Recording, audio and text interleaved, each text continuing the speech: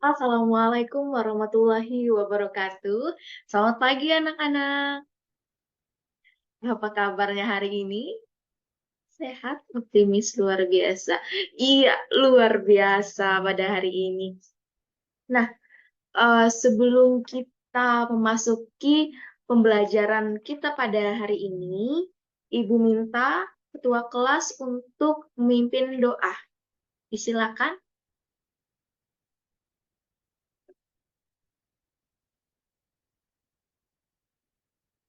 Iya, terima kasih untuk ketua kelas yang sudah memimpin doa kita pada hari ini. Dan untuk selanjutnya, Ibu ingin tanya, di sini hadir semua atau ada yang izin sakit? Oh, ada satu orang yang sakit. Ya, baik. Terima kasih ya. Hari ini kita akan mempelajari materi debat. Nah, sebelum itu, ada yang masih ingat pembelajaran kita minggu yang lalu itu apa? Iya, iya, benar, teks negosiasi. Nah, pada hari ini, materi kita sudah berganti menjadi debat. Nah, di kehidupan sehari-hari, sering sekali kita jumpai kegiatan atau orang, lomba yang berkaitan tentang debat.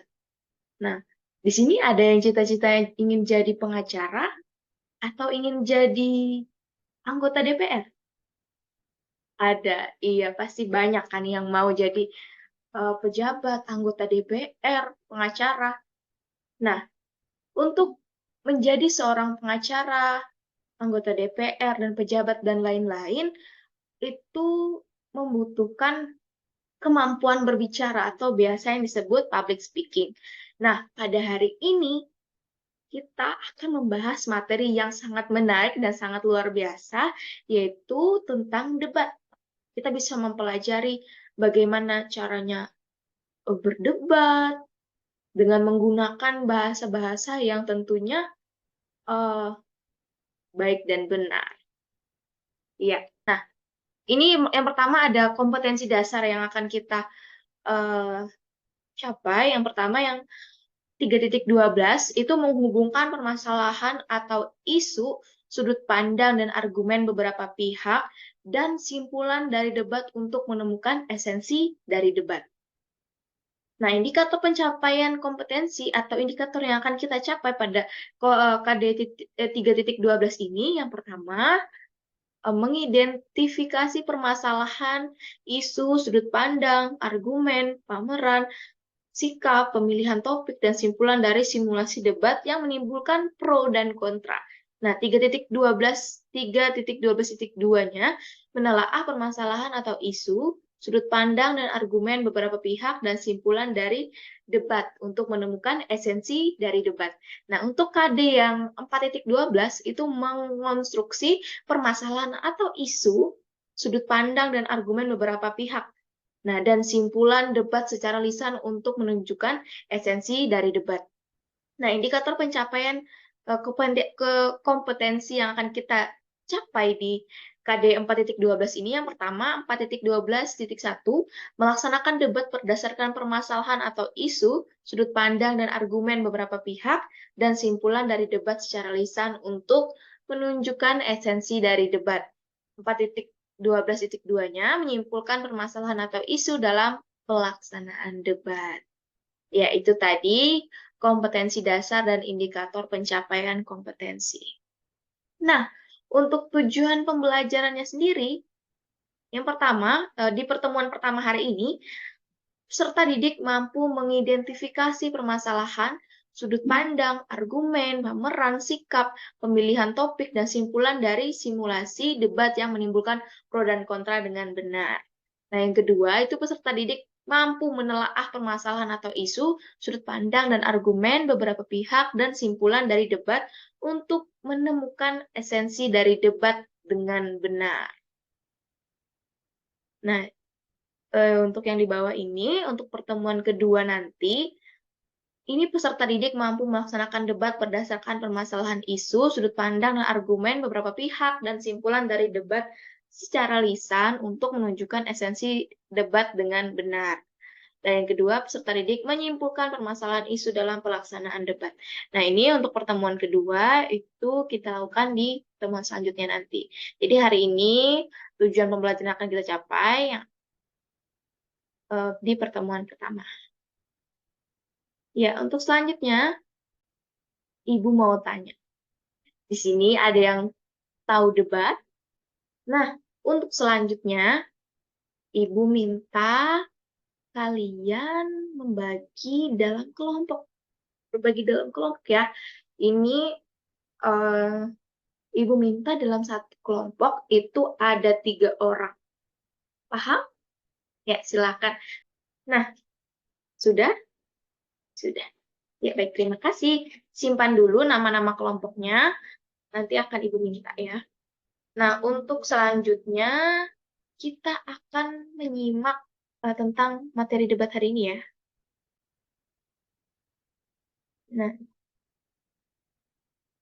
Nah, di sini ada pengertian dan debat. Unsur-unsur debat, ada tata cara berdebat. Di sini ada pengertian debat. Ada yang bisa bantu baca? Ya, silahkan. Iya. Mm-mm.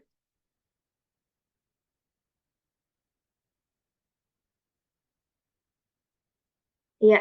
Nah, di sini debat itu dapat kita eh, bedakan menjadi beberapa bentuk.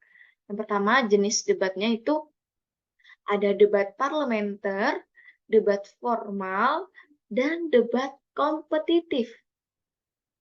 Nah, debat parlementer itu debat yang bertujuan untuk memberi dan menambah dukungan bagi suatu undang-undang tertentu dan semua anggota yang ingin mengungkapkan pandangan dan pendapatnya untuk mendukung atau menentang usul setelah mendapatkan izin dari majelis. Nah, ini dilakukan oleh para anggota dewan. Selanjutnya, nah, debat formal merupakan jenis debat yang bertujuan memberikan kesempatan bagi kedua tim pembicara untuk mengungkapkan kepada para pendengar beberapa argumen yang menunjang atau membantah suatu usul. Nah, di sini ada contoh debat kompetitif. Nah, ini debat dalam bentuk permainan yang bisa dilakukan sebagai pertandingan dengan aturan atau format yang jelas. Biasanya, sedikit Ibu informasikan juga, nah, untuk jenjang SMA, setiap tahunnya itu dilaksanakan lomba debat bahasa Indonesia dan bahasa Inggris. Nah, jadi untuk kalian yang ingin ikut lomba tersebut, harus belajar dan bisa gimana caranya berdebat ya. Nah, kalau debat kompetitif itu berbeda dengan di parlemen, karena debat kompetitif ini tujuannya untuk menghasilkan keputusan yang lebih diarahkan untuk mengembangkan kemampuan di kalangan para peserta debat. Di itu. Nah, unsur-unsur debat yang pertama itu ada mosi, ada moderator, ada tim afirmasi atau pro yang setuju. Kalau sedangkan tim oposisi atau kontra, ini tim yang biasanya tidak setuju. Nah, ada tim netral dan ada sekretaris atau notulen yang mencatat apa saja yang menjadi hal yang didebatkan itu. Nah, untuk mosi itu merupakan pokok persoalan atau pokok pembicaraan yang akan diperdebatkan dalam suatu debat. Ya. Nah, ini contoh-contoh mosi ya. Ujian nasional tidak dapat dijadikan tolak ukur kemampuan siswa. Perkembangan teknologi berdampak buruk terhadap kehidupan sosial remaja dan seluruh mata pelajaran di SMA di Indonesia harus menggunakan bahasa Inggris. Nah, ini contoh-contoh mosi yang sering digunakan dalam debat, khususnya dalam lomba debat. Nah, Sedangkan moderator itu adalah orang yang bertugas untuk memimpin jalannya kegiatan debat. Nah, sebagai moderator, itu harus bersikap netral, tidak memihak salah satu pihak. Misalkan moderator tidak boleh memihak kepada tim kontra atau pro. Jadi dia harus netral. Nah, tugasnya itu mengatur jalannya debat dan membacakan tata tertib debat. Yang ketiga, memperkenalkan pembicara baik itu dari tim pro ataupun tim kontra dan menyampaikan latar belakang atas mosi yang dibicarakan. Nah, tim oposisi merupakan lawan dari tim afirmasi. Orang yang tidak menyetujui. Kalau oposisi atau kontra itu tim yang tidak menyetujui dengan adanya mosi. Sedangkan untuk tim pro itu tim yang setuju dengan mosi yang diperdebatkan pada saat itu. Nah, di sini debat itu terdiri dari 3 orang biasanya. Nah, yang pembicara pertama itu bertugas menyampaikan pendapat dan memberi simpulan. Dan pembicara yang kedua itu menyanggah atau mempertegas pendapat pembicara sebelumnya. Dan yang ketiga, pembicara yang ketiga itu tugasnya menyanggah atau mempertegas pendapat pembicara sebelumnya. Seperti itu. Nah, kalau untuk note tulis adalah seseorang yang mencatat jalannya debat dengan menyampaikan hasil dari pelaksanaan debat. Ini cara-cara debatnya ya. Nih. Nah, iya, baik. Itulah tadi materi yang tentang debat. Ada tadi pengertiannya, jenis-jenis debatnya, tugas-tugas dari pembicara, terus tadi ada unsur-unsur debat. Nah, di sini ini Ibu ingin bertanya, apakah dari kalian ada yang ingin bertanya tentang materi yang tadi? Iya, silahkan. Silahkan. Iya, Rizky, silahkan. Iya, bagus pertanyaannya. Terus satu orang lagi, masih banyak pertanyaan. Ya, silahkan, silahkan. Ungkapkan dulu pertanyaannya, sampaikan. Iya, baik. Terima kasih ya. Eh, di dalam, Ibu akan menjawab pertanyaan dari siapa tadi? Oh, Bayu. Iya, jadi begini ya. Oh, dalam debat itu, tadi juga sudah disampaikan bahwa ada 2 tim pro dan ada 2 tim, yaitu tim pro dan kontra. Nah, ketika debat itu harus ada namanya tata tertib. Kenapa? Karena kalau perdebatan tidak ada tata tertib atau tidak ada sistem atau teknis yang jelas, itu debatnya tidak akan berjalan dengan lancar. Karena masing-masing tim pasti itu menganggap pendapat mereka yang paling benar. Seperti itu. Ya, baik, terima kasih atas pertanyaannya. Nah, untuk selanjutnya kita akan melihat video sebentar ya. Nah, contoh video isu atau permasalahan di dalam debat.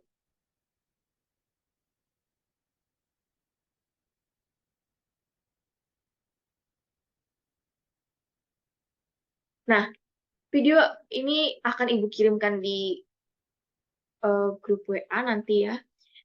Ini membahas tentang keterbatasan fasilitas belajar daring. Nah, pasti kalian sudah tahu pro dan kontra permasalahan ini karena sering menjadi pembicaraan di media sosial, di sekolah, itu sering menjadi problematika. Nah, tugas kalian di sini, tadi sudah eh, kalian sudah membagi jadi beberapa kelompok kan tadi. Nah, kalian analisislah video yang akan Ibu kirimkan ini. Nanti apa saja yang menjadi hal-hal yang ada yang akan disampaikan oleh tim pro dan kontra. Jadi kalian uh, mencari pendapat yang berhubungan dengan permasalahan ini dan itu dicari pro dan kontranya ya. Jadi kalian harus mencari argumentasi terkait pro dan kontranya. Nah, untuk selanjutnya, silakan kalian bergabung dalam kelompoknya. Ibu berikan waktu 15 menit untuk kalian berdiskusi. Nanti akan kita presentasikan di depan ya, dan Ibu akan memilih secara acak tim yang menjadi tim kontra atau tim pro. Jadi kalian harus menyiapkan argumentasi pro dan kontra. Seperti itu. Ya, silahkan.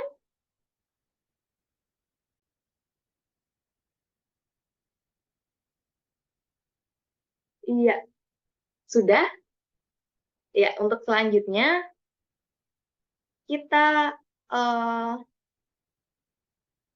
Ibu akan pilih salah satu, Ibu pilih dua orang ya. Jadi Ibu minta kalian untuk kelompok satu, catat ya. Ini tadi isu permasalahannya tentang keterbatasan fasilitas belajar daring. Ibu minta kelompok satu sebagai tim pro. Untuk kelompok dua, tim kontra. Nah, untuk kelompok lain, kita lakukan setelah kelompok satu dan dua maju ya. Nah, di sini silakan kalian presentasikan terlebih dahulu argumentasi atau pendapat yang kalian temukan atau kalian dapatkan ketika berdiskusi tadi tentang permasalahan atau isu kita pada hari ini, keterbatasan fasilitas belajar daring. Ya, dari kelompok satu dulu silahkan. Iya, bagus sekali argumentasi yang disampaikan oleh kelompok satu tentang pro terhadap pembelajaran daring. Dan untuk kelompok dua, Ibu persilakan. Sebelum itu kita beri tepuk tangan dulu untuk kelompok satu yang sudah mempresentasikan hasilnya dengan sangat baik. Iya, baik. Terima kasih. Untuk selanjutnya, Ibu persilakan kepada kelompok dua untuk mempresentasikan argumentasi atau pendapat yang ditemukan tentang permasalahan kita, yaitu belajar daring, dan ini pendapat yang kontra. Disilakan.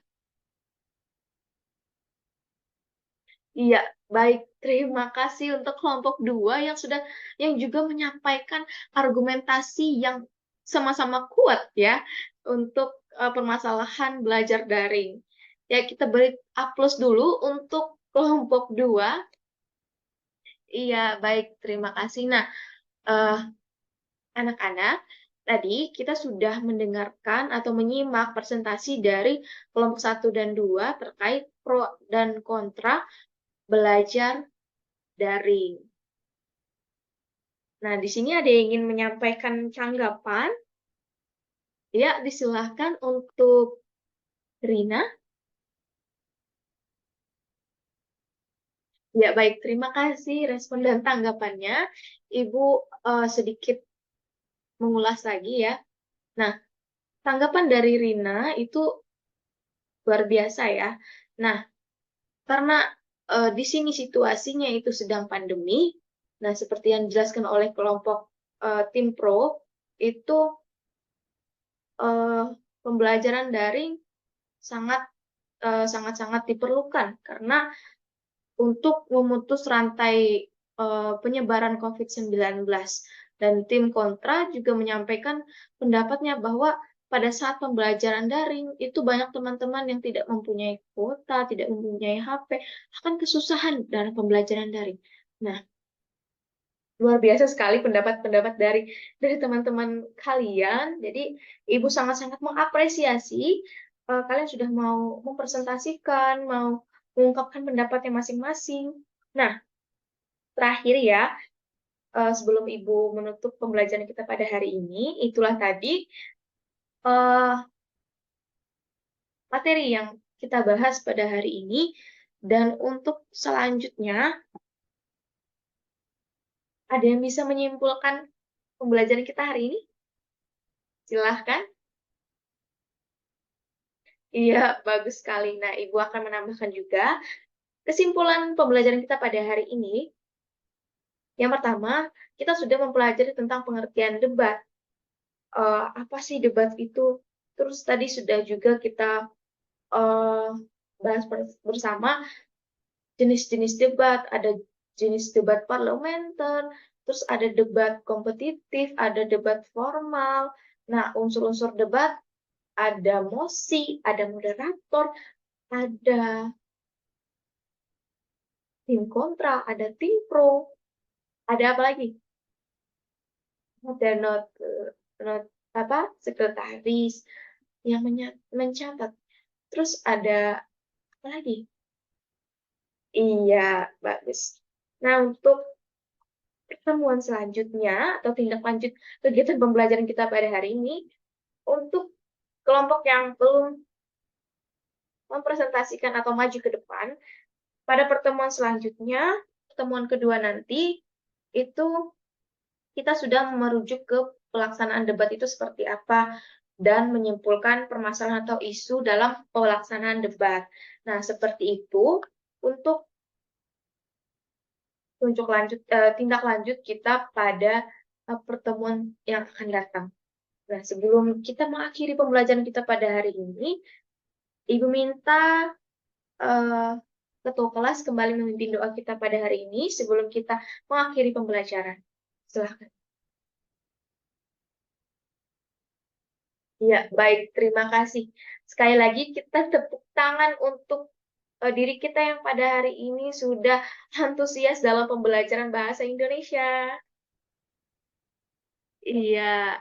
Nah, itu tadi eh, materi debat yang pertama yang kita bahas. Untuk minggu selanjutnya, jangan lupa kita akan melaksanakan debat. Yes. Nah, untuk itu, Ibu ucapkan selamat pagi dan wassalamualaikum warahmatullahi wabarakatuh.